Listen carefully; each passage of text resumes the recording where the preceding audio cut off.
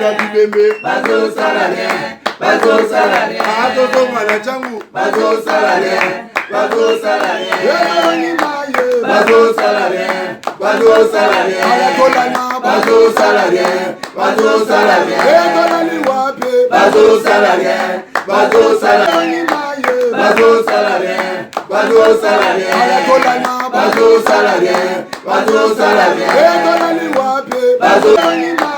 Bazo Salarien, Bazo Salarien, Bazo Salarien, Bazo Salarien, Bazo Salarien, Bazo Salarien.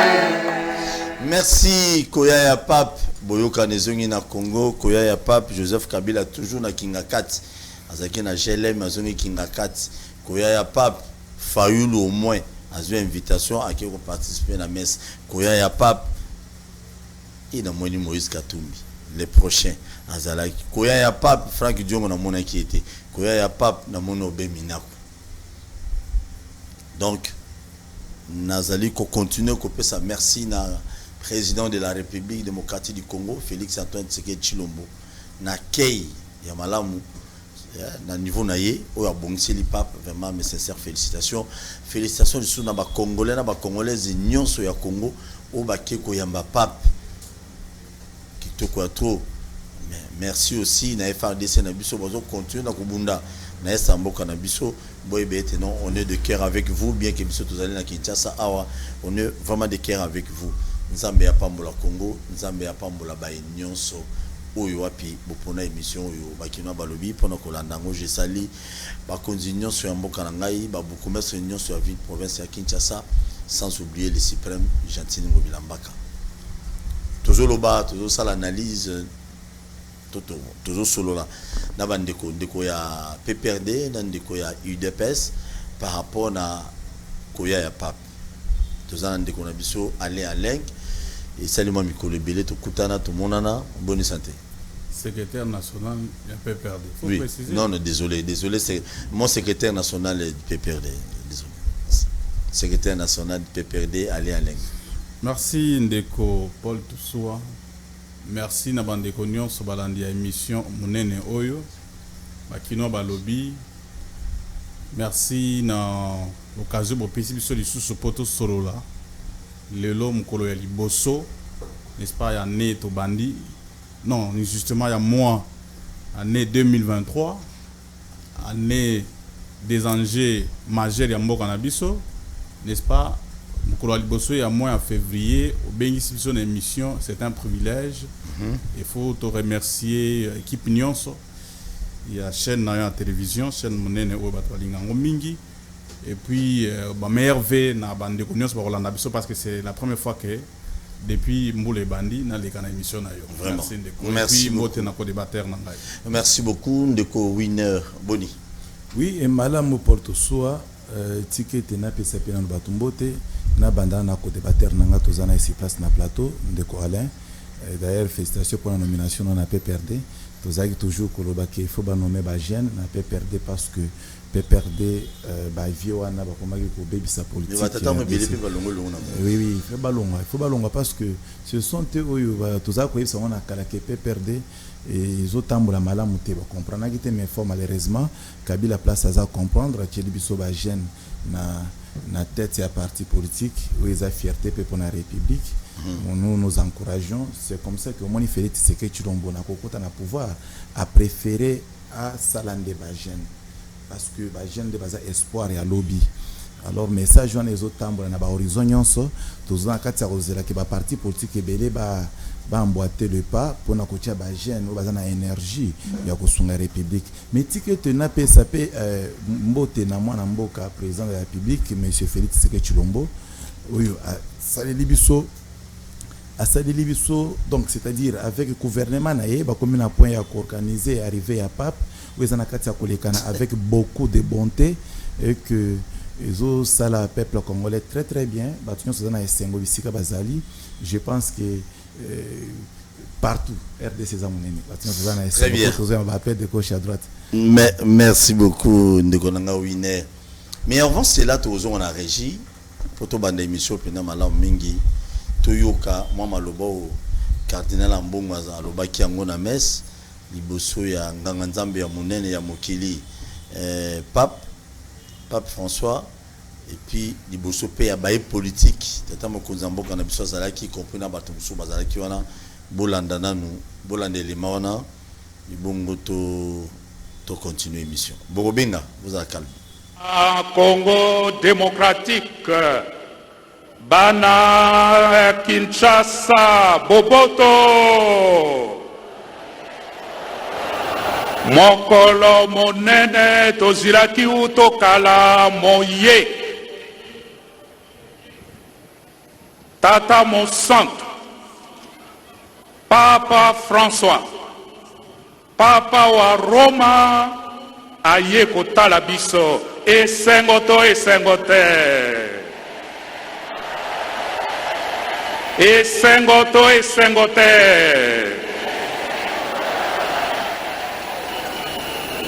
Très Saint-Père, c'est avec déférence et gratitude que je salue la présence de votre sainteté à Kinshasa, capitale de la République démocratique du Congo, notre pays. Au nom de l'Église et famille de Dieu, venue prier avec vous, et au nom de tout le peuple congolais, je voudrais vous exprimer de tout cœur pour cette belle et grande messe que vous venez de présider, ma gratitude. Très Saint-Père, la République démocratique du Congo que vous visitez à ce moment est un pays potentiellement très riche. Sa population, essentiellement jeune, est à majorité chrétienne, dont plus de 40% des catholiques. Ce peuple congolais est aujourd'hui confronté à une crise multiforme. Conflits armés, particulièrement à l'est du pays, crise économique et misère sociale.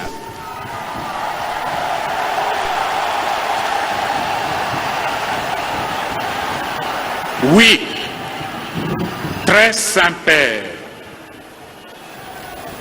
le peuple qui vous accueille aujourd'hui et qui est là devant vous, c'est un peuple qui souffre dans son corps et dans son âme.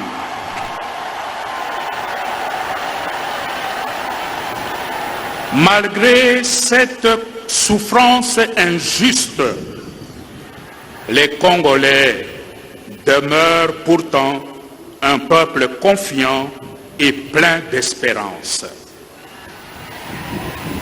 Voilà pourquoi la présence réconfortante de votre sainteté au chevet de ce peuple qui souffre constitue un véritable encouragement.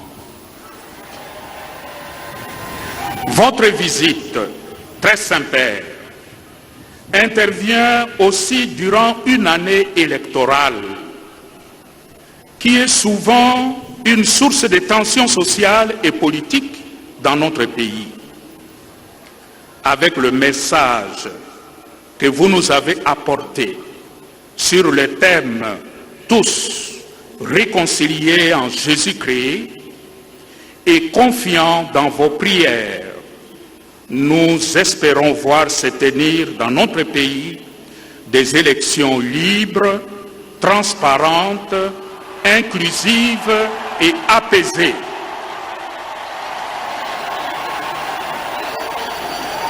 Pour terminer, très Saint-Père, je vous remercie d'être là pour nous, pour chacun et chacune de nous, pour notre peuple qui souffre. Merci beaucoup Tolani, Binope Nandaku. Tout à l'heure, nous avons qui relais Awa et RTNC, on a diffusé ça ici. Parce que les événements Yaminen et Amboka Nabiso, on a suivi avec toi.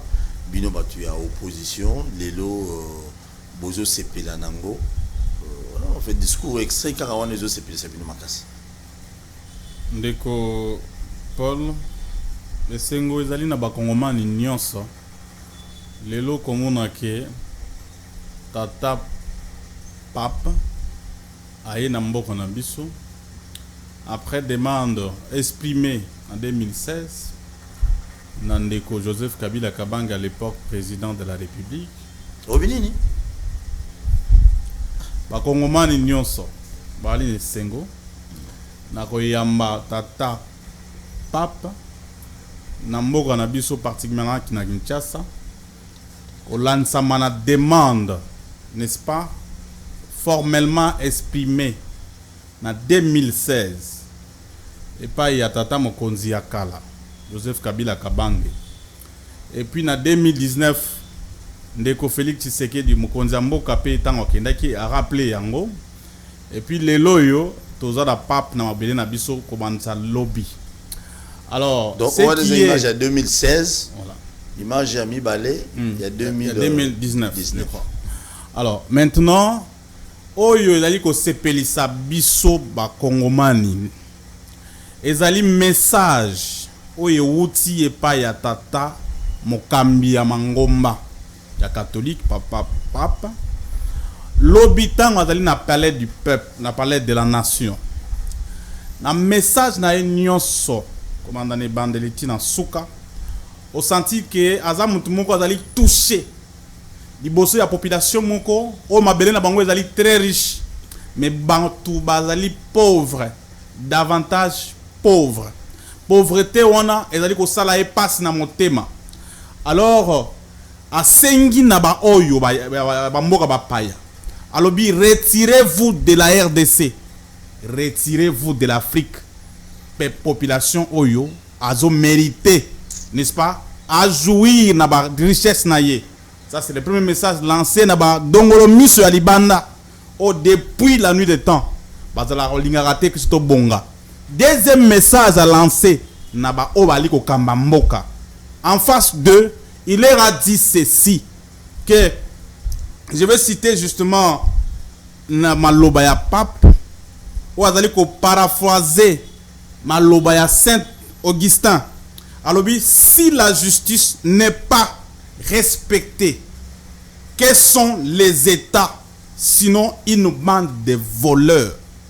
Une bande de pilleurs.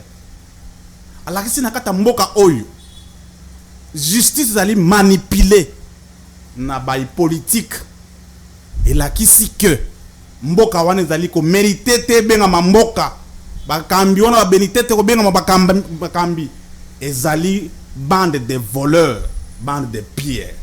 Wana pape o kanisa lokola papa azaka na biso mikolo nyonso. Au quand ça peut pas l'andre information à biso mikolo nyonso et récemment à chaque déplacement il y a baobali ko kambamboka oyo ezalika détournement en termes de millions de dollars université na Mbujimai mais ce côté population en Mbujimai vraiment démunie. C'est pas seulement la province en Mbujimai mais la province nyonso ya Congo les 26 provinces population ali comme on a passe. Je viens des provinces, je sais combien population a maïté azana courante azali na ba infrastructure qui faute pour na atanga classe na ndenge elongo bani. Et donc papa il ko interpeller ba oui politique que si le pouvoir n'est pas considéré comme un service au profit de la population, n'est-ce pas?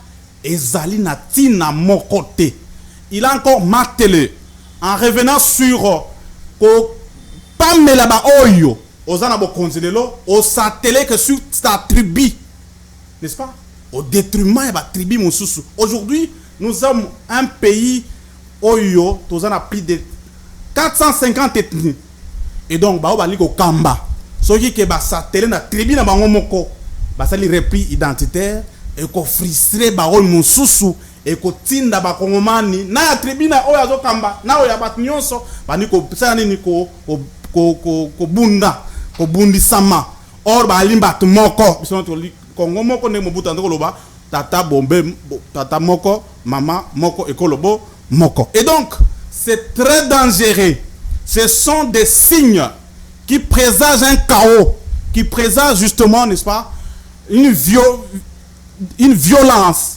Et puis, biloko nyonso wana pape atsengi na biso to sala nini to tika yango. Aujourd'hui maintenant, oui, c'est là qui ba sala messe, mambo église, ma politique sous soutien parce que politique ezaki lobby. Na messe sikoyo, rappel il y a pape et puis paraphraser, n'est-ce pas? Bartata cardinal Ambongo, Fridolin Ambongo. O alobi que les lots qui ont tali na katambo na biso. C'est un pays potentiellement riche, cobalt, cuivre, diamant, papa zongeli azo pe sa exemple na diamant, n'est-ce pas? Mais ce que tali population, abi population yeko yambayo lelo. Ba kino ba ne sengo bayo yambayo. Bayo yambo ka ne sengo mongote, ba kozonga na ndako wala lanzala. Ba kotamola makolo yo kotamola mutuka. Ezali population moko oyo ngobila bomisi Kinshasa. Banzele ezate. Ngobila. Bomisi Kinshasa. Banzele ezate. Zando kufa. N'est-ce pas? Et puis, n'est-ce pas? Nyonso wana sous les complaisants. Yaba oyo bali, n'est-ce pas? Habilité ya ko sanctionner parce Kinshasa bo peto fiasco. Construction à Zando, fiasco. Ce qui que zéro trou, partout il y a des trous. Alors, je crois que dans une maison où un parent laisse des enfants, c'est pas vendre de gauche à droite, sans sanction, et donc, Yango Papa Cardinal Ambongo a rappelé que nous sommes dans une année électorale 2023. Pourquoi parce que la population souffre 4 ans durant, n'est-ce pas? Gouvernance, c'est malamoté. Chaque projet détournement. Et donc, élection Salema, pour que nous puissions avoir des personnes réellement élues qui vont diriger le pays.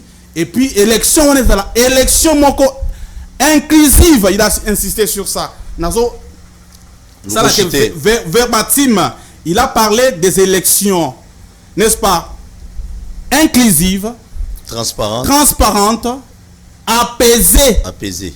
Oyo mutunyo sasa ni naza na kati pe na kimia. Mais élection c'est la occasion ya komimela biso bo kabwani. Batu nakata ndako moko to ba kongomani, batu babala na ba ekolo ebele ke pour la élection to bana ko swana. Non. To linki après l'élection, population vivre na ndenge na ekimia, population ko tata na jaba politicien, mais inclusivité fait des mises. C'est-à-dire que déjà Cardinal Ambongo a yebi que processus électoral en cours ezali biaisé. Et donc cela donne raison on peut perdre on a béni que torokende na processus enrôlement oyote parce que ezali consensualité. Ezali déjà ko présager une fraude massive pour na ba oyo. Très bien. Merci beaucoup na ba bazali kolanda biso tozolo bela masolo ya pape ninga za Kinshasa na ba extrait ya image to ya Cardinal Ambongo oyo wapi amekaki ko benga ko singa na pape teno koyana yo Torobanze te be élection que ça la transparente et que ça transparente et que ça il y a un des premiers points de ce bêta biloko ndeko nangai winner il y a IDPS ba propos à Cardinal Ambongo il accepte nos opposants na bino aza opposant pouvoir na bino ou à lobby vérité c'est tout en lobby que non population zali ko souffrir akosi bêta biloko. Oui nazo koma wana mais avant na koma na Cardinal Ambongo on a constaté que Ndeko Alain a vraiment un vrai scientifique, a vraiment un scientifique honnête, parce que ce tali tableau à outil ko déchiffré awa bien comme kazo zwana maloba ya pape il y a depuis hier jusqu'à aujourd'hui tu sens que Ndeko Alain vous dit des histoires où eza réel mais récré za wapi récré za ki mambunyo son Ndeko Alain lobby eza oyo bandeko ale batiki République démocratique du Congo n'est-ce pas na condition wana donc bandeko Alain mambu nyonso to décrire a bandeko nangai soki ozongi pas par pas eza visiblement le comportement ya pouvoir passer ou à mettre RDC à genoux jusqu'à ce jour. Alors biso tozana elikete avec Félix Tshisekedi Tshilombo à la tête du pays, Congo est en train c'est comme ça que lui-même, comme un prophète, alors un jour que nous pouvoir na kuti Congo na libulu moko très très profond. Libulu Mais c'est ça. Libulu on dit toujours qu'on date. Bobandi Jokona. Tokuti Libulu il y a 22 ans, mais Bissoto Andi Okundango. Il y a 32 ans. Hein? Il y a 32 ans. Il y a 32 ans. 22 ans. On est à 3 ans au musée. 4 ans. Vous avez fait 4 ans. 4 ans. 80 ans à Belge. Na 80 ans Belge. Non, Belge, la colonisation. Les Belges nous ont laissé un pays légèrement bien. Légèrement bien comme que Mobutu a été mais ce Congo sincèrement a été détruit. Mais maintenant, pardon, donc aujourd'hui 4 ans à musée. Non, 32 ans Mobutu. Aujourd'hui 4 ans à musée et ça lit 36 ans. Tu vois 18 ans il y a Nani. Il y a Kabila Joseph 52 ans. De 52 ans. Tu vois 4 ans au Bino Bozan à Rennes. Et tu sais combien? Et combien? 56 ans. Nous sommes ici. Et Félix Moussale. C'est pour comprendre 52 ans, au moins que Erosali calcul, on comprend quelque chose. Maintenant, abordant, on a sens où ils ont abordé. La vérité sociologique est que quand Mobutu est rasé pouvoir en 65, il était légèrement bien à l'époque. Mobutu a dit au Baby Sambo, c'est vers 75 jusqu'au 80. Mais Mobutu a dit vraiment que Bamboka. Et il y a un des pour ça qui Etienne Tshisekedi Mouloumba ainsi que d'autres compagnons d'élite pour basala IDPS pour n'avoir ça Mobutu que mon frère Okuiko Bamboka Boete. Mais ce qui est mais le président des anniversaires à l'Ivoire papa Tshisekedi je crois. On va arriver. Ce qui est réel pour l'instant, c'est que bah problème n'y surtout en ce sont des problèmes bien capturés, bien chiffrés, bien contrôlés et soulevés par notre frère Alain ici présent. Donc, Alain a compris que ce que Pape est en train de dire, ce sont nos erreurs à nous. Parce qu'en dehors de tout ça, le PPRD, tous les partis qui entouraient Joseph Kabila et nous, la population congolaise, nous on était floués. La gestion, la bango, par conséquent, le Pape vient nous rappeler. Ce n'est pas un jeu de mots.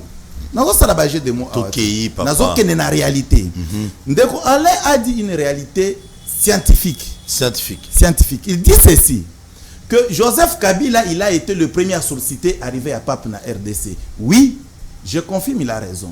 Mais cela est arrivé en quelle année? Dans l'année 2016, où ils ont prévu pour l'élection. Vous allez se souvenir. Et comportement à Kabila, il a préféré glisser. En tout cas, Pape ne pouvait pas admettre cela. Exactement, Pape ne pouvait pas venir dans ces conditions malsaines. Et c'est comme ça que Pape a annulé vraiment voyage en RDC. Félix Tshisekedi Tshilombo a eu un Pape à l'occasion. Il y a commissaire ndeko présenté comme opposant à pouvoir l'élo au lieu de la place à Sambela.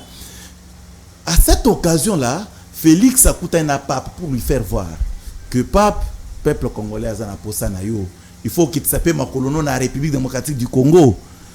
Et après avoir présenté les souhaits, et pas à pape, c'était verbal, à la qui n'a pape, que donc je rentre dans Mboka Nangaï, na côté de l'invitation officielle.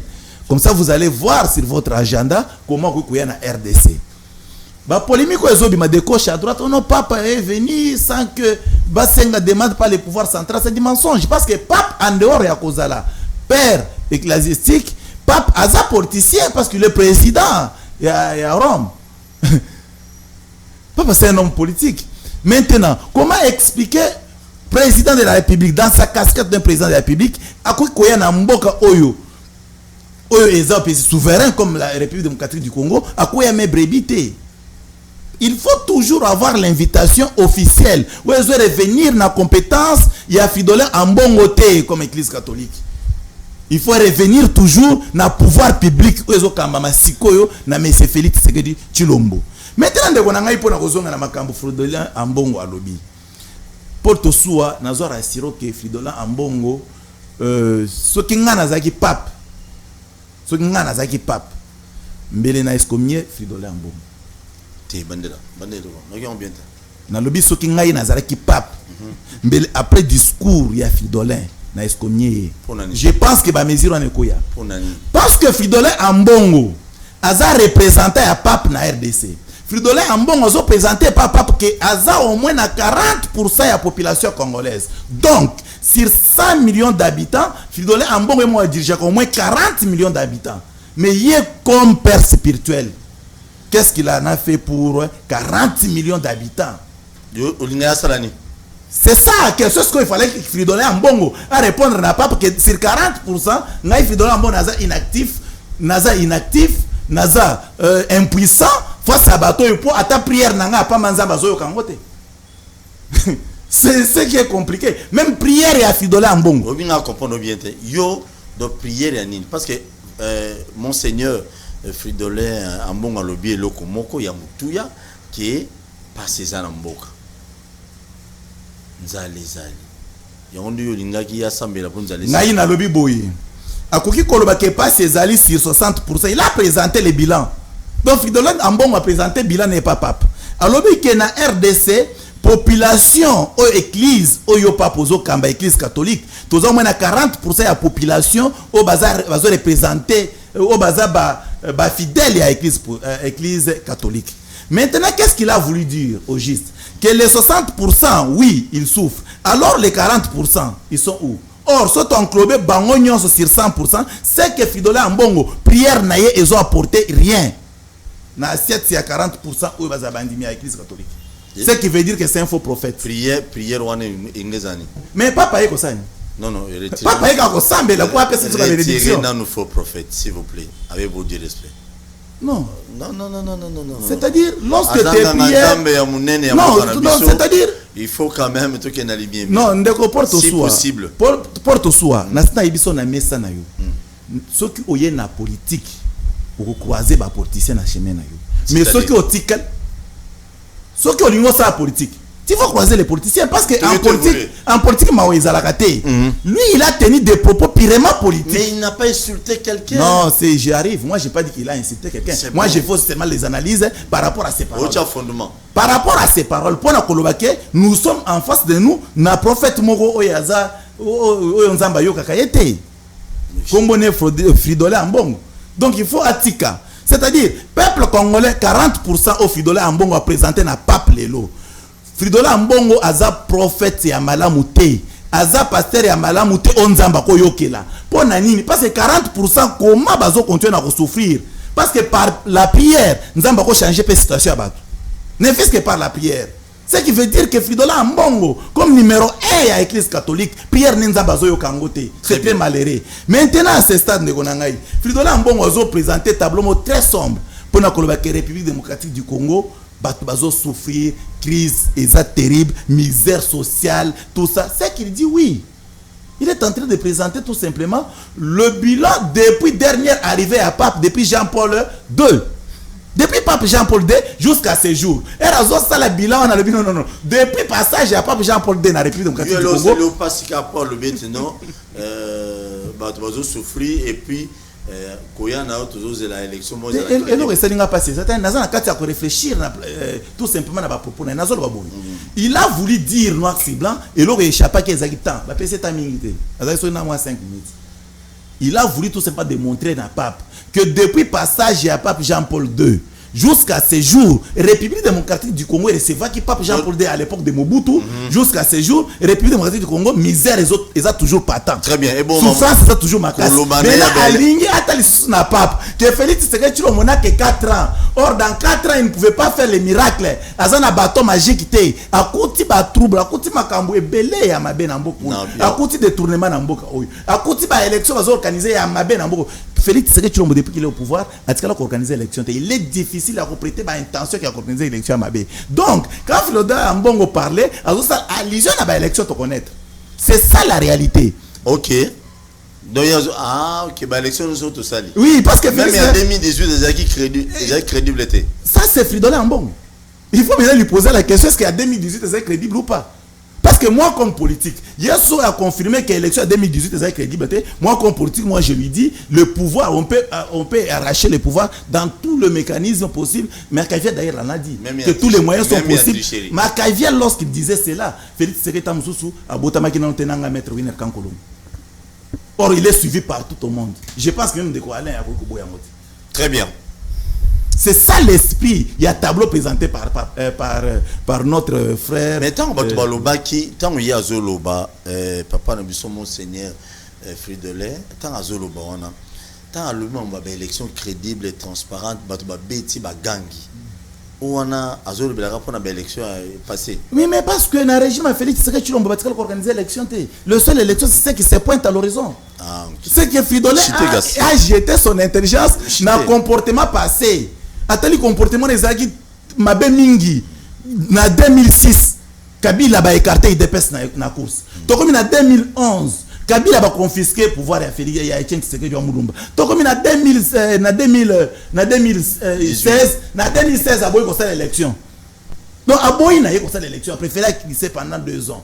Et elle tourne en 2018 parce que c'est vie pour avoir la candidate et constituer un péché pour la candidate. Soit un candidat, peut-être qu'il a tripoté le sous-vent de quoi il va pouvoir. Dieu merci, constituer un péché Kabila pour la candidate en 2018. Merci beaucoup. Donc c'était ça la chance que la RDC a eu. Mais si tu as pression, je pense que tu as un candidat qui va te battre après un coup.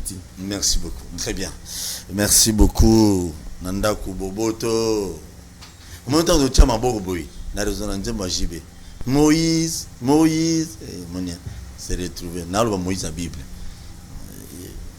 Moïse la Bible. Très bien. Merci beaucoup. Émission les caca de lundi avant en dimanche, na 10h juste, 16h juste, na WMSA télévision. N'oublie pas de s'abonner. Kobo ça n'a pas s'abonner na chaîne sur YouTube T. Quand on commis na YouTube à Kinoa ba Lobby TV, au moins abisso au s'abonner malamoko et pour nous soutenir. Musala ou tozali ko sala. Réaction no malamonde ko nga leng. Ah bon. Réaction n'a pété, n'a moko. Réaction il y a la population. Après avoir Rolanda des Gowines, je crois que la population a s'inquiéter. Parce qu'en fait, le message de Mbongo, c'est pas pour sa famille. C'est pas l'homme Mbongo. Mbongo a pour sa thé. Mbongo Obi, c'est pas pour sa femme. C'est pas pour sa famille seulement. Ah, sa famille. Okay. Pour y abalater. Justement. Famille naïe biologique. Alors, les alliés pour ne pas comprendre une nuance, y compris des Kowina. Au début que à ta place ceux qui ont un IDPS, je vais passer ici, je tire à boulet rouge, même sur la personne de Félix Tshisekedi, du président de la République.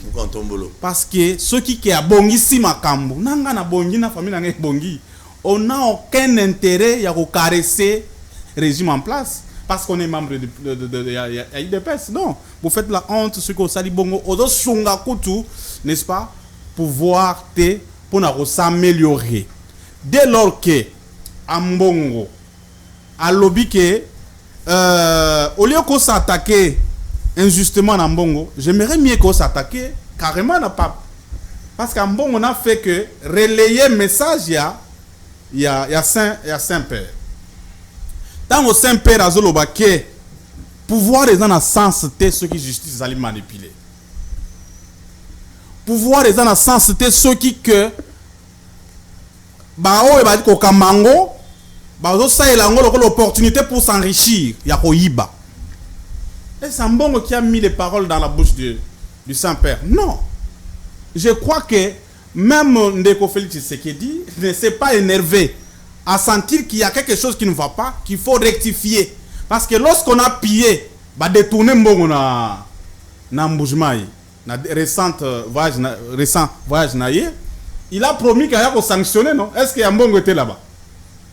C'est lui qui a dénoncé détournement, il y a 38 millions, 32 millions, il y a construction à l'université où on a.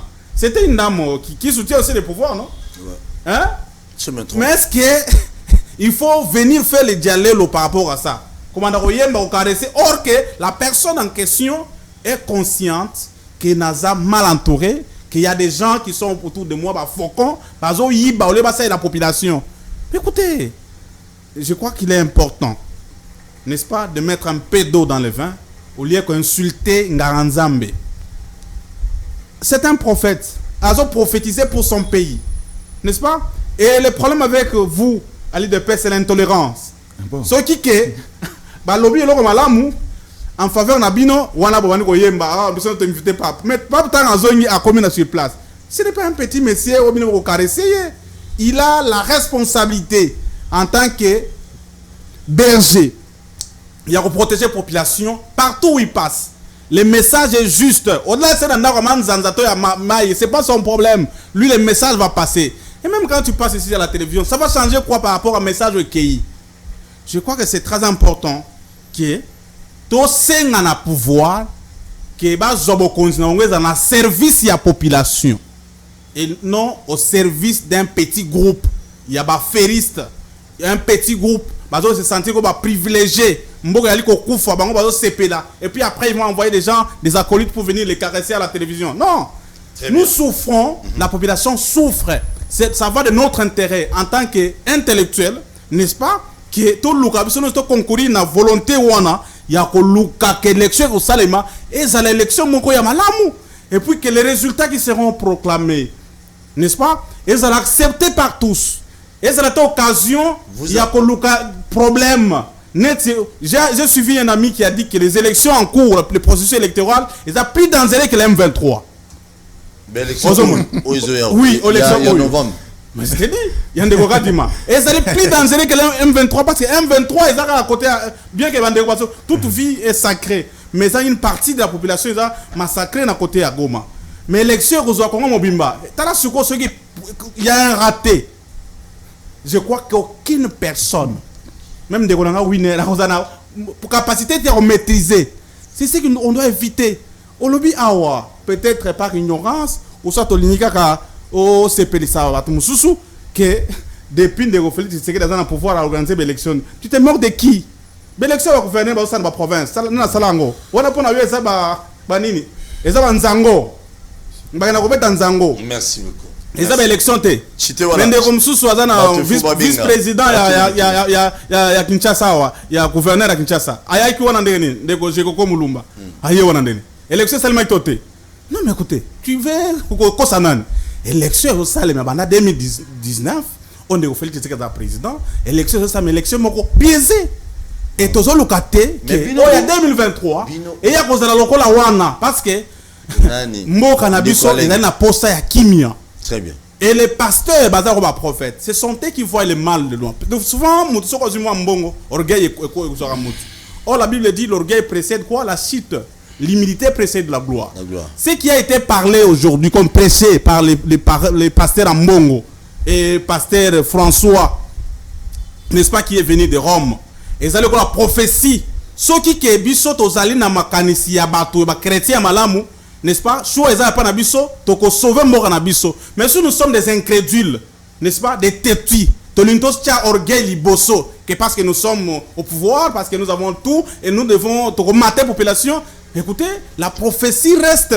Merci. Les conséquences, pour s'assumer par rapport au Nango, je crois que c'est très important. Rapidement. Mais il y a un message aussi très important, Oyo, pour rater occasion Oyo. Il ne peut pas parler de la réconciliation, le pardon, n'est-ce pas, qui devrait exprimer par les Congolais, les Congolais, surtout les acteurs politiques. On a raté l'occasion en tant que pouvoir. Il y a qu'on réconcilie les Congolais, on va vraiment diviser. Donc, mais écoutez, Joseph Kabila Kabange, Félix Antoine Tshisekedi, Moïse Katumbi, Martin Fayulu, et puis, mais Joseph Kabila n'était pas venu. Il faut vous poser la question pourquoi il n'est pas venu. Parce qu'il y a une invitation. Mais on a vu quelqu'un qui engage le gouvernement à Kosibatou. Que non, on a invité l'ancien président de la République, invitation, c'est une dégo Patrick Mouyaya. Non, c'est faux et archi faux. Or, hier soir, jusqu'à 19h, j'ai été personnellement, n'est-ce pas, informé par les moyens officiels que secrétariat il y a président honoré il y a Moranabi Joseph Kabila Kabange a soit invitation et donc maintenant à quoi que nous tout le monde comme mais c'est tout le monde alors et puis tout tient dans des côtés on a des radios raté occasion il y a réconciliation n'est-ce pas négocier en tant que président de la République garant des bonnes fonctions des institutions a saisi l'occasion on a pour réconcilier les Congolais en présence des papes. Mais les bandés comme ça, c'est Katumbi, Fayulu. Mais c'était l'occasion que nous représentions monter. Par humilité, on représentation monter. Donc, on se réconcilier. Ça allait, n'est-ce pas, que les Congolais, les sous en face des dirigeants qui ont vraiment dans leur préoccupation, intérêt à la population, intérêt à Moganabiso. Mais on voit notre frère. Félix Tshisekedi a dit que ça bahati mbote. Bahati boza na micro nous on peut se mbote na nini. Donc je crois que c'est une occasion qu'on a ratée Très bien. Et ça n'a pas été bien préparé, n'est-ce pas, du côté Yaba Obazo Kamamboka. Donc, Tozo Kende, plus en plus, n'a qu'à division. Passage à Pape et Sungi Bisoto Poto Yokana. Merci beaucoup. Ndeko Winner, vous en avez 1 minute pour te faire le téléphone, nous avons ton pouvoir. Merci. Il faut réclamer tes toquets. Non. Parce que Bandana pardon. Comment on peut s'en une minute pendant que Ndeko Alain a lobby pendant 5 minutes ou 6 minutes? Et ça, c'est un moral. Oui, merci Toké. Ok, Ndeko Alain, parce que Ngaï bazo protéger Ngaïté, bon, problème est ça. Nazo yebisobo, Ndeko Alain. Toujours font la téléphone après intervention. Problème il y a détournement, il y a un bon embouchement aux anakati à crier, n'a le bango plusieurs fois. Awa bako betel sur la détournement Ndeko Alain. Ici, gouvernement est tiré comme ça bon côté pour la construction, il y a université à niveau embouchement non. Ici, il y a une société où et Zouaki, soit Oyo et Zouaki, c'est qu'on appelle marché exactement pour nous construire une université. Mais il s'est fait que selon le contrat signé avec les sociétés en place, il fallait que les sociétés abîment sa bafon parce que la République, c'est comme ça que la République va restituer. Mais lorsque on fait disparaître l'argent d'un individu, parce que société, après avoir obtenu le marché, d'office des sociétés qui exécutent, c'est comme il y a privé. Et ces genres de sociétés, ceux qui montent au Zombon ou Nabango, ils ont détournement. Ils ont par contre habit de confiance. Ils reviennent à la société, il y a qu'à poursuivre le bateau pour mettre habit de confiance. Quand mettre sur la détournement à l'écart de la société, on peut détourner que les biens de l'État. Il fallait faire tel que ici on n'a pas détourné. Il y a eu des gens qui ont commis l'habit de confiance. Maintenant, Ndeko Nangaï Alain. Moi, en tout cas, une fois malheureusement, ils ont débattre, mais je sens que tu es vraiment correct. N'a pas propos à des fois Rosoloba. Mais à un moment, aux autres, ça effort à défendre. Aux autres, ça effort à défendre le parti. Donc, est-ce que vous vous souvenez que l'Église catholique au Lilozo, aux autres, c'était pour nous que à Fridolin, bazaba prophète. Et aux autres, que parti peut perdre, je cite. Na marche il y a 2016 si je m'abuse 2015 ba beta ba sang on a Kinshasa mutu moko zo ba kata ba mata sutani erwana biso na opposition ndeko na ngai respect ba sango bino kozana ngote soit c'est l'église catholique ce n'est pas qu'il faut avoir compassion à l'église catholique pour poser sur le pouvoir tété. Mon frère, soyons corrects envers nous-mêmes. Le même comportement que vous avez affiché hier, continuez avec votre comportement malsain. Yakobo, il faut respecter l'église. Nous respectons l'église. Moi, je respecte l'église. Mais faut malheureusement, naza catholique, c'est ça le problème. Mais naza catholique, je constate tout simplement que Bakambia catholique, il n'arrive pas à la personne de Fridolin Ambongo, il n'arrive pas de prier pour que Kimia Ezara na kati ya bandimi o babengami na kati ya catholique. Il y a monde na regretter pour na koloba que est-ce qu'il faut que bengue faux prophète, soit il faut que bengue que non aza parcours erreur, soit eza erreur de parcours na église catholique. C'est de là que je me suis posé des questions de Konangaï. Mais de là, moi, je n'ai pas un problème personnel avec Ndekwabong. Mais j'ai dit tout simplement, moi comme politique, lorsque lui entre dans un terrain politique, moi comme politique, je suis obligé de lui répondre aussi comme politique. Et de la même façon que le message n'est cueilli, c'est de la même façon que la population congolaise va considérer mettre une que je suis, va capter le message. Donc c'était justement pour vous faire voir que Ndekonangaï, il faut aussi que Makambouana, que Balobera prophète Bongote. Maintenant, mon frère, Félix a raté l'occasion pour réconcilier les Congolais. Non, Félix a un problème dans les Congolais, mon côté de Konangaï. Félix a un problème dans Katumbi. Félix a un problème dans Jikakate. Il s'appelle d'ailleurs Josroi, qui est toujours en bon terme. Félix a un problème dans Fayoulou. C'est Fayoulou qui a un problème dans Félix parce qu'il a bien pouvoir. Et par conséquent, quand Félix n'a ilongité. Moutou qui m'a fait dans l'église, ça a mené Félix. Toi, tu sais que ce genre de personnes, attention qu'il y a écouté Félix avant de couper ses mots. Yo Samila Kuna. Mais micro est appelé le retour de Philadelphie, ceux qui ndeko Fayoulou a côté Alisus Kuna. Mais ndeko Katumbi, Félix a un problème moi côté ndeko Katumbi. Ndeko Katumbi a préféré à l'ongana union sacrée, mais Azan a raison que l'ongana union sacrée selon yé, parce que à Monique a candidat à l'élection, il y a 2000 élection à 2020, il y a 2023. Alors, à ce moment-là, il faut se retirer pour se préparer. Mais ndeko Nabiso Joseph Kabila, Félix a un problème. Parce que FCC cache. Et qu'il faut pour un problème à Félix, na Kabila non. Et qu'il faut pour un comportement à dirigeant, ou pas diriger PPRD. Il s'est comporté très mal. Mais Nayoki, il y a quelques jours passés, que Batouana, on ne peut pas nous intimider à l'époque. Bino Bokria, oh, Azamakas. Mais à Union Sacrée, moi je regrette mon toit à Union Sacrée. Non, à Union Sacrée, Tunda Kassende. Mais lui, Tunda, si on avait dit qu'on ne peut pas nous intimider, c'est parce qu'on avait arrêté Tunda. Elle va récupérer Tunda Kassende, on ne voit pas nous intimider. Mais voilà que Tunda wana aye. Non, en tout cas, Maye pas la minute. Non, Union Sacrée est au Bassara pour la République démocratique du Congo. N'engazana yé pas nabiso, mais à cause de la très longtemps pour bailler pas chef. Pour chef, mais je regrette les comportements. Maintenant, aujourd'hui, vous avez solo que Félix Tshisekedi a raté l'occasion de se circoncis à Kabila. Non, je te réponds pour te dire que ça problème n'a été. Très bien. Ça problème n'a été à mon côté. Merci. Donc, Félix Tshisekedi reste tel qu'il est. C'est un homme très responsable, un homme trop de sagesse. À gérer. Non, il ne faut pas que ça ne Kabila place à Zana Kingakati Sokina Wapi, avant de même constater qu'il y a prière. Parce que pour nous samber les seigneurs de l'invitation, à quoi qu'on se plaindre pour l'invitation, peut-être la réception à parler de la nation. Na parler de la nation, je peux comprendre à la limite. Parce que qu'on n'a pas notre côté vie sécurité et c'est gaz à l'inviter. Mais dans l'église. Non, l'église va se accueillir. Moi j'ai passé par là. Kabila n'avait pas la raison, il n'avait pas la raison à réclamer invitation. Donc Joseph Kabila aya ka bongo. Mais c'est un Congolais comme tous les Congolais, c'est un sénateur à vie. Merci beaucoup. Merci beaucoup. Merci. Ah, donc ba député provincial il y a Kinshasa ba okende ka boy na ba badge ba fanda place bien. Joseph Kabila a kota na mbika. Non, mais moi je ne comprends pas. Pour l'amour du pays, non, vous allez te défendre de Kabila. Kabila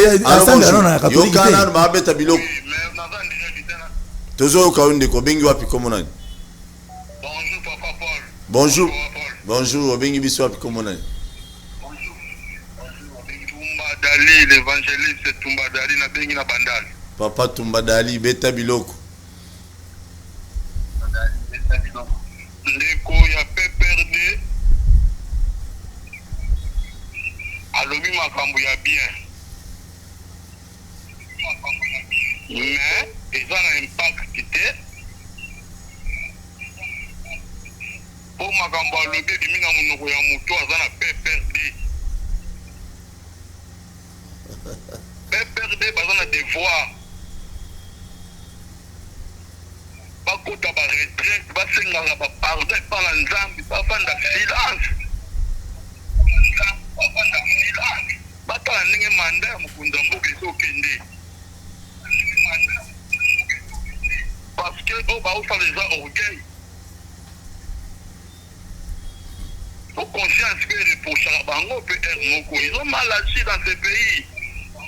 Merci beaucoup Ndeko. Ndeko ya IDPS il faut un peu pardon, le mabé pour le cardinal. Il fallait que tu commenter ma gambo cardinal à l'obité, il fallait mettre en cara. Merci beaucoup, Nzamba Sunga Congo. Merci. Ma gambo bien salama. Merci beaucoup, Papa Évangéliste Tumba. Très bien, merci beaucoup, Papa Évangéliste. Obeti Biloko, normalement, clairement, on a essayé de bien ma casse parce que c'est ça. Mais ouais, PPRD, non, il est libre, tout ça va congolais, tout ça libre. Ma propose à dire que c'est ça qu'on a engagé Karaye, tant le biba le baraté. Allô, bonjour, total à l'objet d'émission. Bonjour, regarde direct. Au bengi biswa puis comment on a dit papa. La bengi bina la boue, comment on a senti. Toujours au cas. Bon, na lingi na récupérer monsieur ya nandeko IDPS makabali. Oui. Parce que na landa kabino kaka mais na dio okayo ya kuja. OK. Merci. Na lino na IDPS est-ce que ce qui nous a lobby vérité a lobby babe parce que va proposer ce cardinal a tenu disonnier ce que nous la yango. Nous sommes la yango. Au lobby doyaki ko kunda libulu. Est-ce que n'a pas détournement au niveau de ça là? Vous avez un libulu,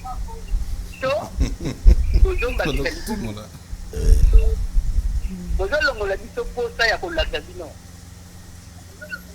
parce que analyste te oyo balandelaka bino na bandako eza ebele eza kaka bino. Merci. botika kokota biso boreflechitaka bien avant bokoleka na tele. Merci papa. Merci. Merci bana mbudi nyonso napesi bino mboti. Bana mbudi. Merci. Allô, bonsoir. Allô, bonsoir. Oui. Bandela appelle Indiko. Bandela appelle aux miolés, donc il m'a bien dit. Désolé, on a 4 parce que au lieu de ça va crédit, vous Bandela appelle, ceci est certain et que ça une bonne chose. Quand vous appelez, mais quand vous avez volume à la télévision, non, pour tout le monde, pour tous les autres, ça m'a tout le monde a bien été. Allô, bonjour. Bonjour, papa. Ça va très bien.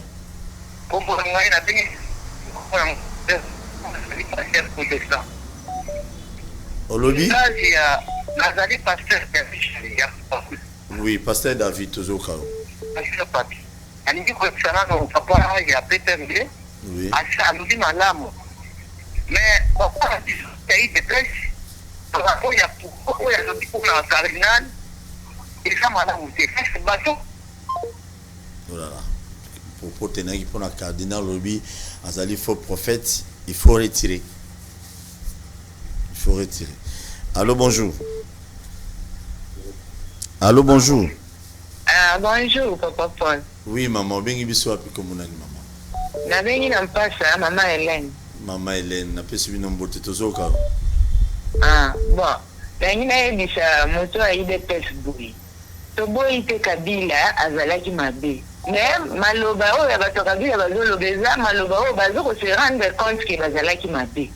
Bongo siko bango ide pese ke bino boyaka kozongisa revanche ya bato Kabila ou bien boyaka pona changement.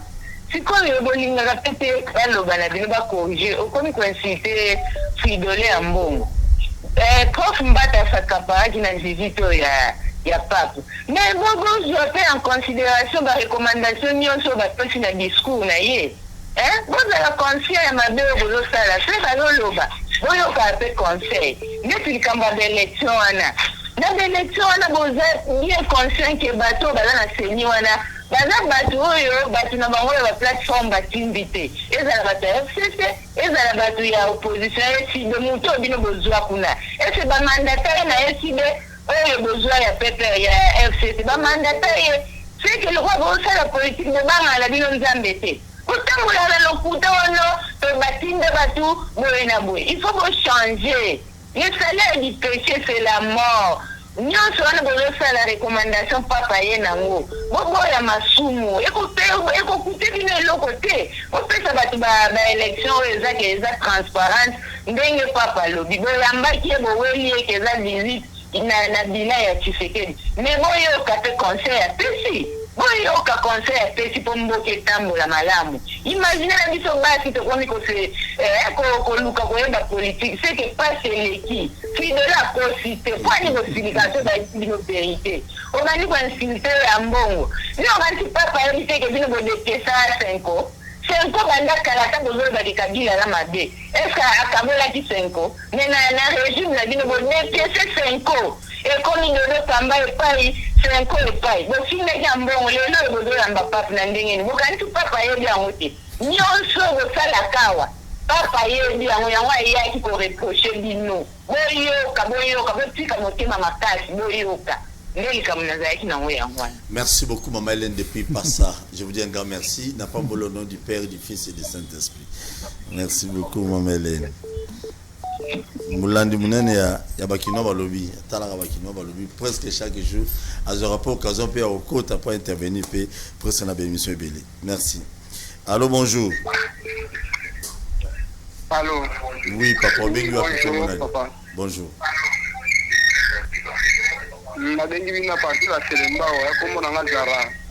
Zara, tu as un volume à la télévision de Konomaï. na kitisho tozoka osiko beta biloko nango baboye mpona motu nano ya PPRD. Est-ce que PPRD eza lisusu parti oyo ekoki kolekaka na TV elobela biso babuzuba ezoloba place wana PPRD aloba alekaka susu na TV ti mpona koloba babuzuba lede na oya na moto ya IDPS IDPS azomona mboka ndenge ezotambola te est-ce que azoye badifficulté peuple aza nango te uti kodistraire biso po toza na posa développement ya mboka toza na posa teke ya bamaloba kolobela biso badidictive biso ya TV troisièmement na oya papa ye papa ye na Congo ekolobela pe awa mais kuna na Europe atiki parlement européen parti la porte mpona nini akelobela bango bavérité kuna te mpo batika biso kimia batika kodistraire biso peuple congolais tozosouffrir makasi ni PPRD ni DPS bakoki koteya biso susu balekana na TV bana biso babuzuba donc oyo nyonso. Très bien. Vous répétez Bouzoba 3 fois. C'est bien. Bala liboso kwa que otika au bakisi mususu amibale. Troisième fois, la troisième jour, n'ayez soit c'est quoi. On a pas au nom du Père, du Fils et du Saint-Esprit. Si on a un homme béni, on a qui le procès pendant 5 volumes. Allô, bonjour. Oui, papa, tu es au cas. Tu es en direct, tu es au cas.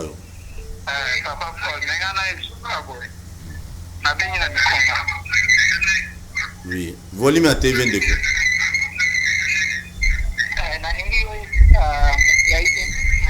Néo, quitte ça, volume à télévision. Quitte ça, volume à télévision.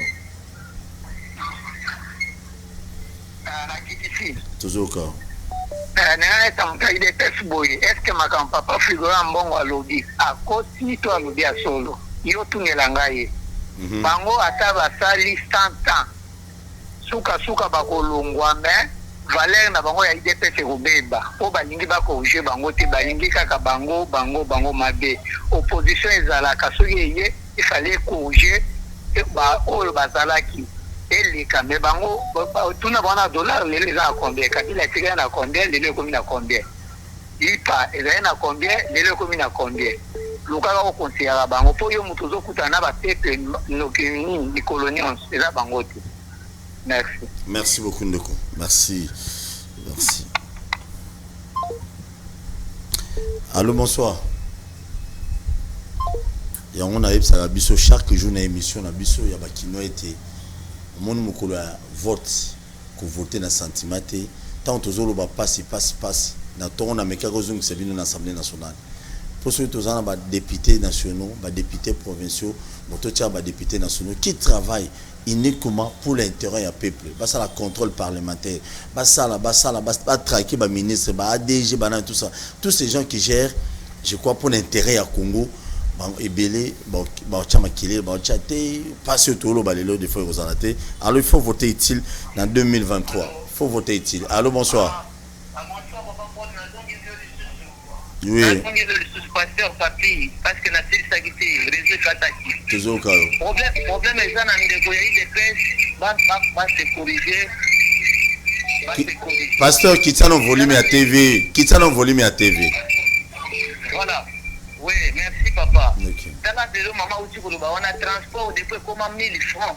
Mutu na mtoto ndenge ya ndingi. Lelo ndeko Jean-Marc Kabunda na prison pour la vérité. Kimbongo ya mbuka za ko signer bazoko détourner ba utaki na photo au pas disant ba combattant ba bébé simboka likambote pesa fatite biso doit derrière pesa fatite mais entourage na yi ndeko aleki na TV wana soka sana ba argumenté afa na randa papa na biso fait faire déjà papa mbula bien que bango ba bébé ça mais azongi ko changer maloba pona 2023 papa mbula mbote na papa chika ka fika fandi merci. Merci beaucoup, merci. Oui, vous êtes intéressé à venir à téléspectateur, franchement. Zéla n'a fait ce vino maloba. A bien bon maloba pour 2023. Allô, bonsoir. Allô. Oui, papa Bengi biso api comme on est.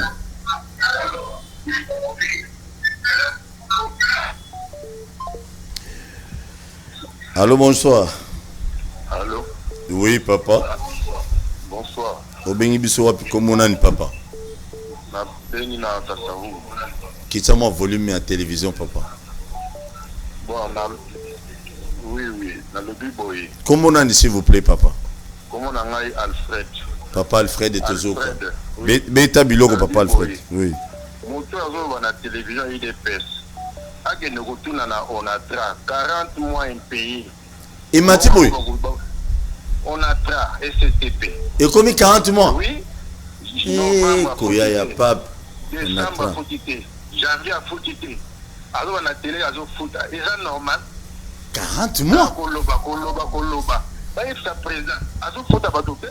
Depuis 2016 on a taba fouta ba on te baza bazo ko souffrir bazo on a passé. Bazo ko lela. Ba ko tina ba na banque mo ngeza la raté. On dit mi amo. Est-ce que c'est normal? Si on dit un bon lobby, il y a comme un problème. Alors le cambo solo, on a travaillé, on a passé, on a souffrir, on a casser. Est-ce que c'est normal? Si on a des dynamiques, on va foutre à la chambre. Mais on va foutre à la souffrir. Est-ce que c'est normal? C'est normal. Les gens qui vont causer. Mais pas ça que j'appelle la balle, comment? Les gens ont souffrir. On a une morgue, on a un garage. Est-ce que c'est normal vraiment? Non, trop c'est trop, c'est trop. Courage. Trop c'est trop. Papa yé. Les gens sont là. Ils font des volontés. Pour que nous retournions en attente. 40 mois impayés depuis 2016. Déjà Koya a accueilli à Tiki Bagnon. Oya Koya a foutu à Tiki Bagnon. Il est là. Atabino Moko. Courage, papa. Papa yé. Merci, papa.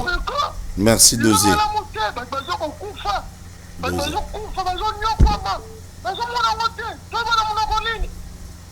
Dosé, papa. Les gens souffrent. Merci, merci, papa. Merci. Merci beaucoup. Je suis obligé. Zoloba siko de sur le monsieur wa bimselo msiswa abo ba luka ba kanga cheno aka c'est papa qui ba kanga cheno pour avoir raison na bon ba yebi mais kamoya on attend je na yambaka ba syndicaliste je crois 2 minutes avant na yambabino je crois il y avait un problème il y a 207 millions où il faut que le gouvernement congolais ba futana on attend malheureusement bafuta bangote bakendati na Robank andimi ko pesa mbongo mais bae politique depuis José Makila ti akenda comité de gestion bango kenda il y a que des problèmes de promesses na moment on a je cause qui 36 mois et un paiement mais le lot non 34 mois et un paiement mais le lot commis 40 mois mais ça c'est compliqué. Allô bonjour. Non mais ça c'est compliqué. Là il faut voir. Koya ya pape bato on a travaillé un paiement. Koya ya pas 40 mois. C'est bien. Courage. Je t'encourage mon frère. Calme. Allô bonjour. Bonjour papa. Émission en direct. Tozo kayo papa. Obengi wapi komonani.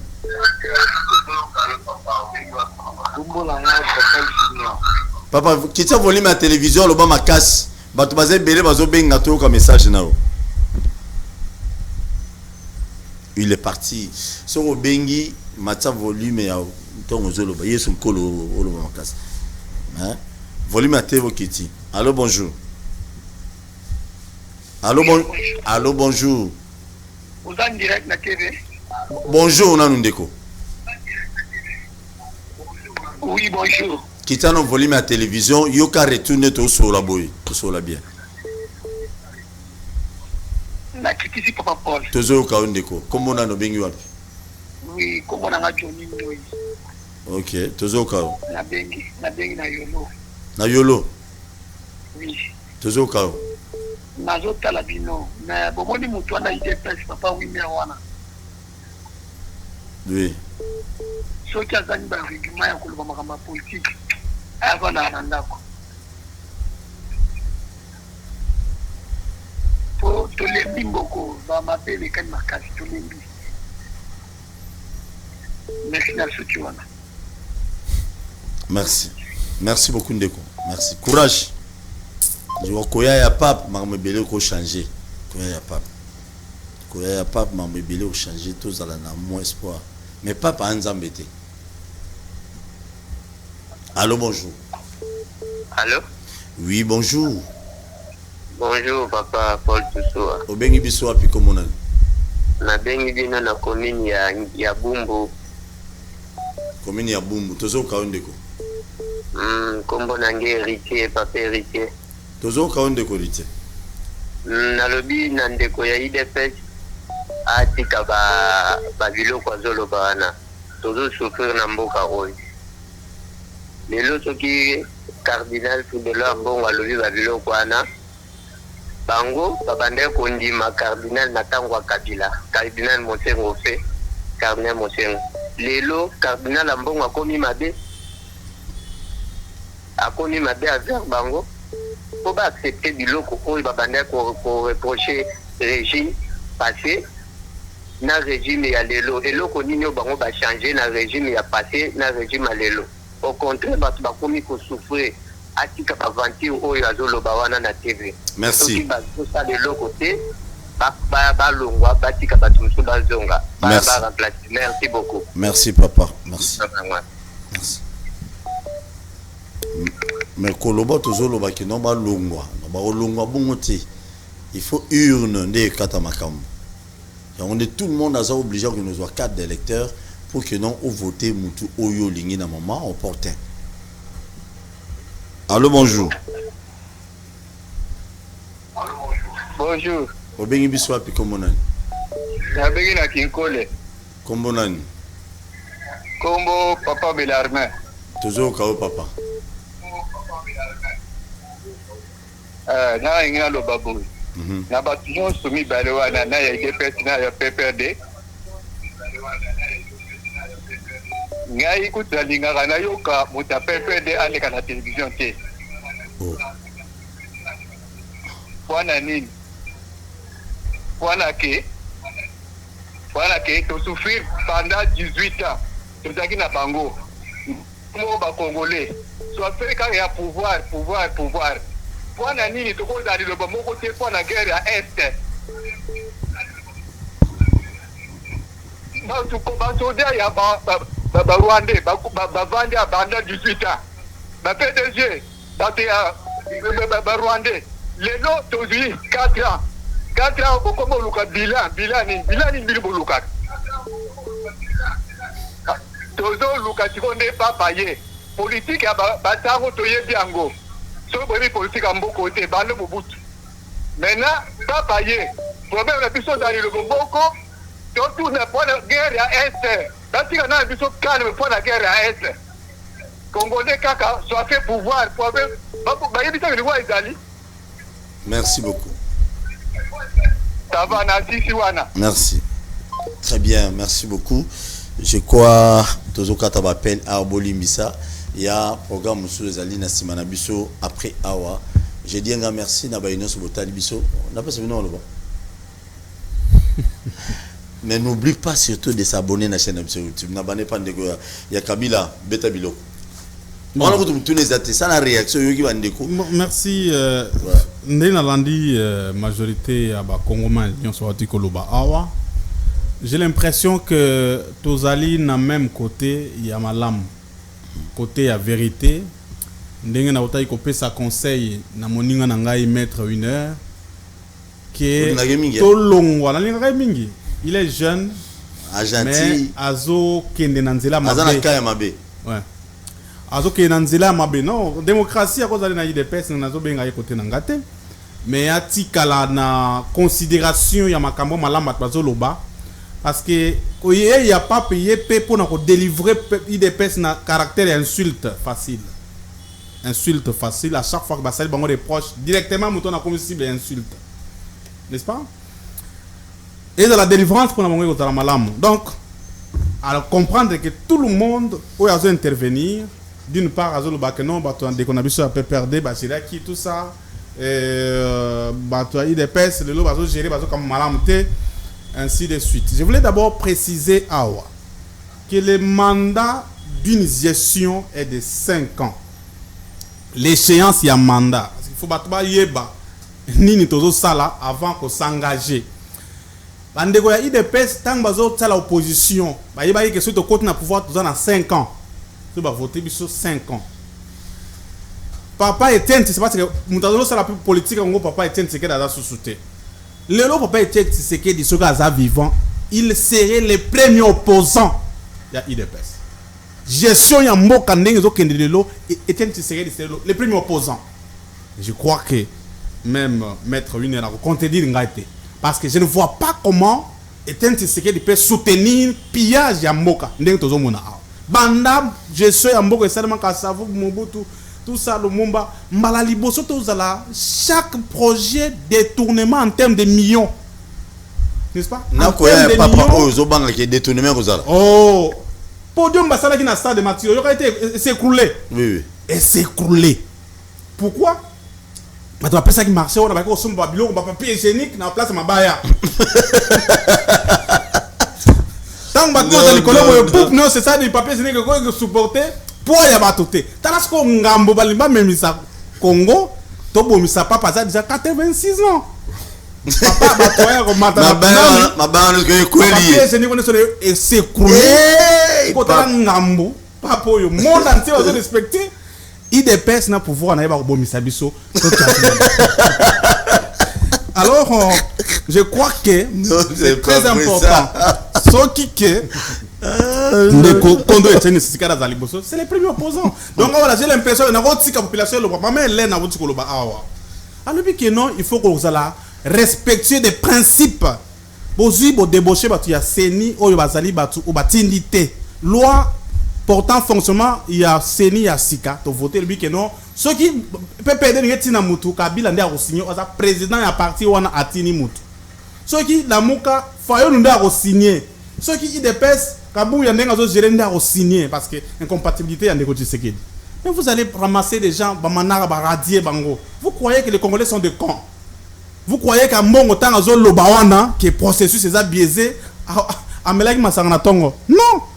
Donc réellement que Moka ezali ko kamba manandenga malamuté qu'il faut réfléchir des fois pour na luka rectifier bâtir pour na kokende liboso. Je maîtrise mieux les mots et bimara monoronanga comme j'ai l'habitude de suivre, n'est-ce pas, des acteurs politiques d'autres siés.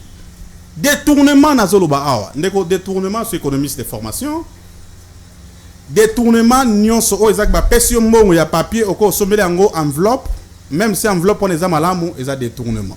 Et puis dans le cas de la gestion financière, lorsque une entité a sengi que au salaire marché mokoboye, au dépenser mon na yo, au ya poche na yo, yeba que mon wana oko ya kozo isango ezali na charge entité wana. Donc l'État congolais qui a accepté de conclure un marché avec une société tierce na Pobatonga Université, dès lors que c'était on est musulman, ce qui m'a détourné, on va mon abakongomani messieurs, ne venez pas. Ça là, celui juriste c'est qui ni, qu'on détourné comme ça. Avocat. Oui, c'est ça, je reconnais. Donc le cadre il y a mon juridique, je vais mettre mais détournement confusion té. Donc o et salema ki wana na mouvement, c'est un détournement parce qu'au finish mbongo ya bakongomani ndeko rembourser yango. Est-ce que ozonga? Et ce n'est pas, n'est-ce pas, et l'autre comme là mais quoi encourager. Et ça la bille de confiance, c'est dans le cadre privé, n'est-ce pas?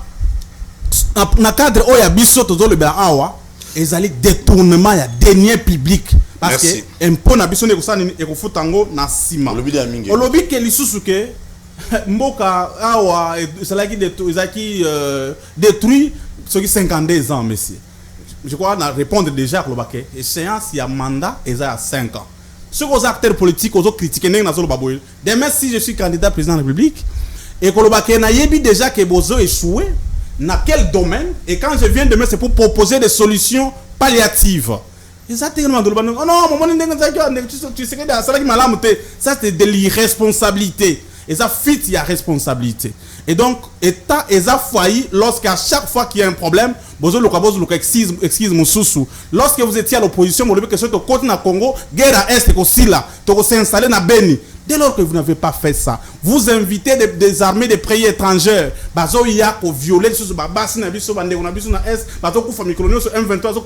localité, vous avez totalement failli. Donc, explication exacte. Et pour ça, ce n'est pas la mauvaise foi. Ça ne demande pas que ce soit peu perdu pour le bilango. En tant que Congolais, c'est mon droit. Parce que l'article 7 de la Constitution dit ceci, que la vie humaine est sacrée et l'État a la responsabilité de protéger toute vie humaine. Très bien. Dès lors que a failli la mission en première, ne vous étonnez pas. Sous casquette, il y a peu perdu ou non.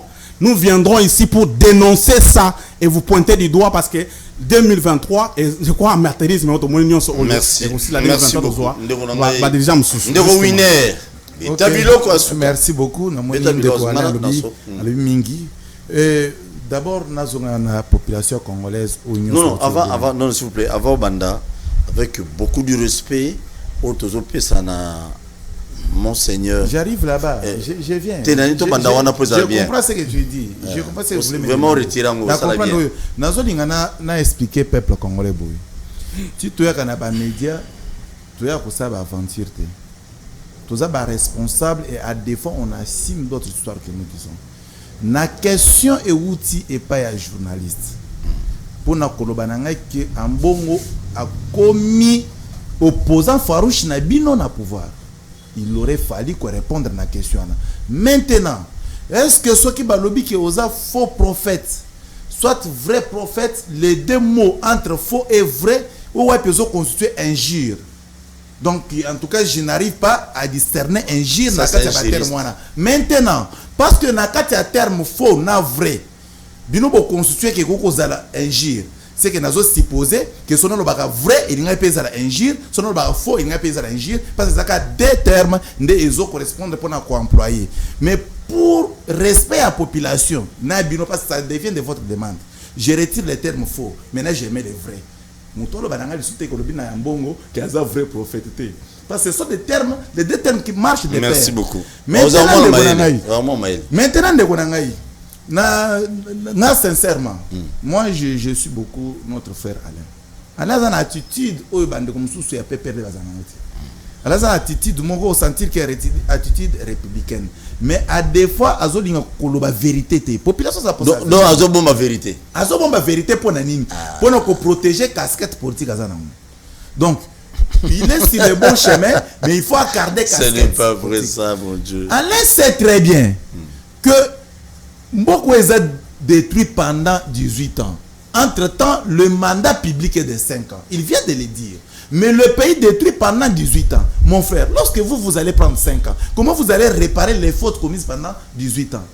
Donc, il faut aussi, surtout qu'il y a un calcul arithmétique très simple, il faut accorder aussi à celui qui vient 18 ans pour réparer les fautes par vous commises. Or, il dépasse le pouvoir. L'IDPS est en train de poser les jalons de bonne foi et la République les sent.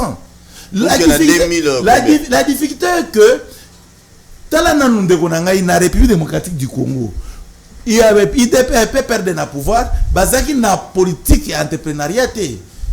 Je ne perdre à moyen pour l'entrepreneuriat. Donc, domaine privé est vraiment presque bloqué. Parce que la cassique n'a pas perdu. La grande société, c'est la République qui est à Bango. Mais le pouvoir est yé. Bango ba yoki motema mabe motema likunya. Bakangi ba société na bango to ndingi sa société égale.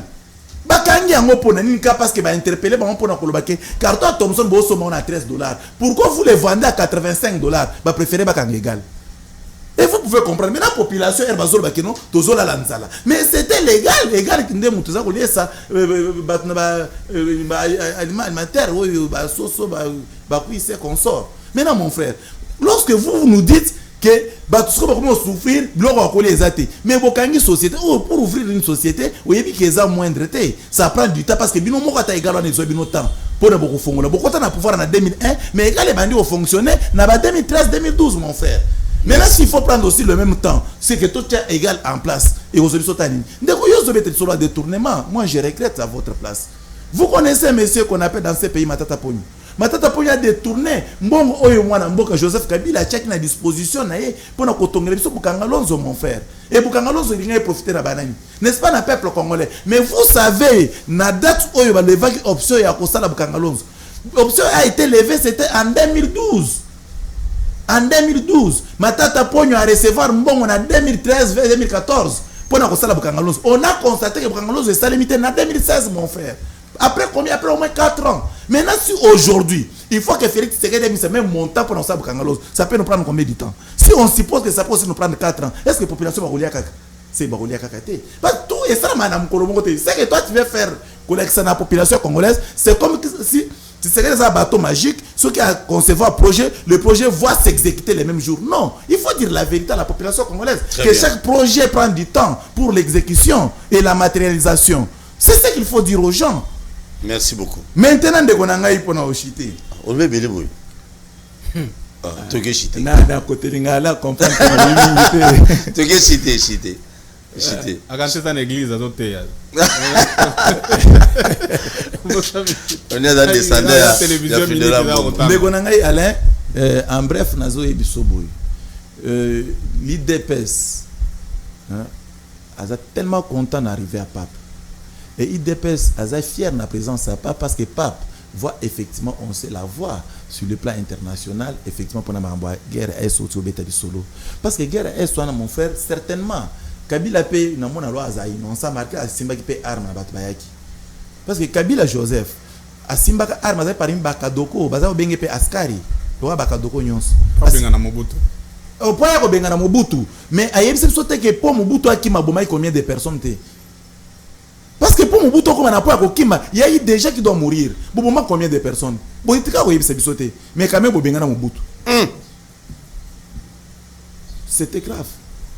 Merci. Et Kokiwana. Kokiwana on a rétorqué, on les attaque. C'est là qu'on a négocié qu'on a réalisateur. Combien de minutes au combat de 4 minutes. Bon, tu as maintenant 5 appels. Et puis. 4 minutes. 4 minutes, un peu le dessous, sur ton PC, sur la tête, il y a peut-être un demi-heure, parce qu'il y a dette. Non, on a accordé la santé, il faut tu vas bien. Il n'y a pas bêti, il faut voir le zoom ça. Allô, bonjour. Allô? Oui, au Bengu à Picomolan. Toujours au papa.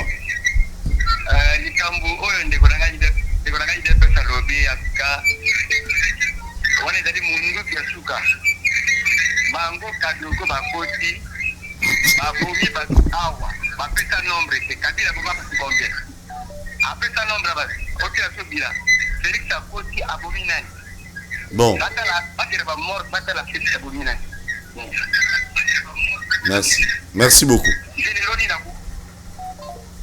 Ah, yo, kokota mama sodateur. Le moment on a besoin de civil, on va généraux. Oh, to katika ba pela, monsieur Sil. Merci beaucoup. To koda prochainement. Merci. Na Congo to telema to lobela mboka Wole to suwa kabimisa na poasa. Ba député to votaki bazo salarié.